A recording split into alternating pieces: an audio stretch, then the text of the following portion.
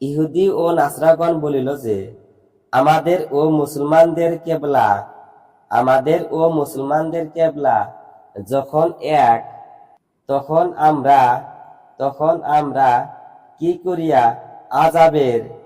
আযাবের উপযুক্ত হইতে পারি। এই ধারণার জবাবে আল্লাহ তাআলা ইরশাদ করেন, শুধু ইহাই কোন সকল নেকি নহে যে তোমরা তোমাদের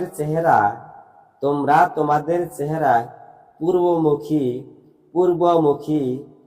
অথবা পশ্চিমমুখী করো, বরং নেকি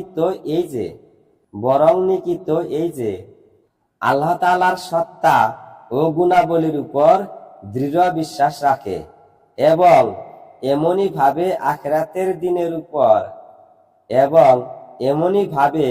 আখিরাতের দিনের উপর ফেরেশতাদের উপর, সকল আসমানী কিতাব সমূহের উপর এবং নবীদের উপর দৃঢ় বিশ্বাস রাখে। আর মালের প্রতি মহব্বত ও নিজের প্রয়োজন সত্ত্বেও আত্মীয় স্বজন, এতিম, মিসকিন, মুসাফির ও গোলামদেরকে মুক্ত করার মধ্যে খরচ করে এবং নামাজের পাবন্দী করে এবং যাকাতও আদায় করে। আর এই সকল আকীদা ও আমলের সহিত তাহাদের এই আখলাকও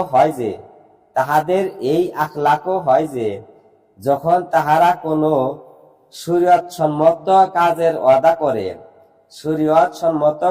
ওয়াদা করে তখন সেই ওয়াদাকে